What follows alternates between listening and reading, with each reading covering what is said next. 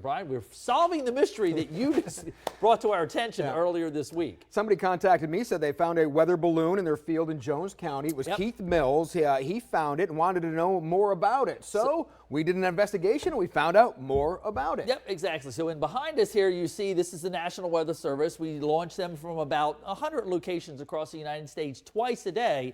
And that's the only way we have with all the technology to be able to actually truly sample the atmosphere. So if I want to know what the temperature is at, say, 10,500 feet above our heads, we have to send up the weather balloon. And this is a similar instrument.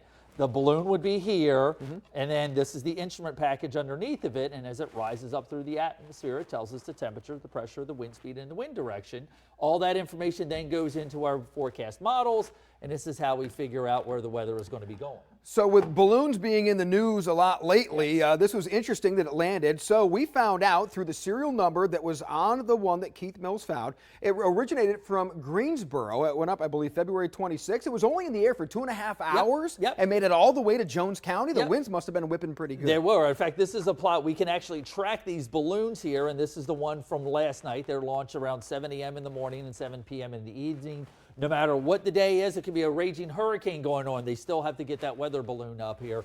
And you'll notice because of the way the jet stream, the air flows from west to east, that we see these balloons blowing straight off to the east here. The one that launched from Greensboro late last night ended up in towards the Rocky Mount area. So we can track these balloons, and this is how we were able to find it. Now, this is what we call a Skew Log P. Very fancy term for us here.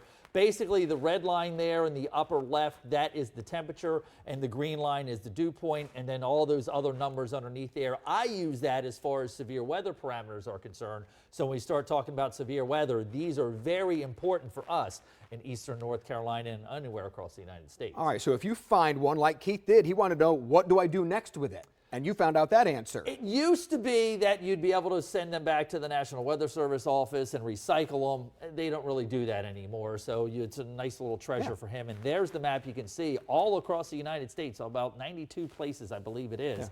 They send up the weather balloons. So if you find a weather balloon in your backyard, now you know. Just get the information. You can track it on your own, or we can help you track it. And then, of course, you can give it to your son like Keith is going to do. So that's kind of cool that the mystery is now solved with the weather balloon. So if you find one, now you know what to do, and we'll get you all that information, and it'll help science.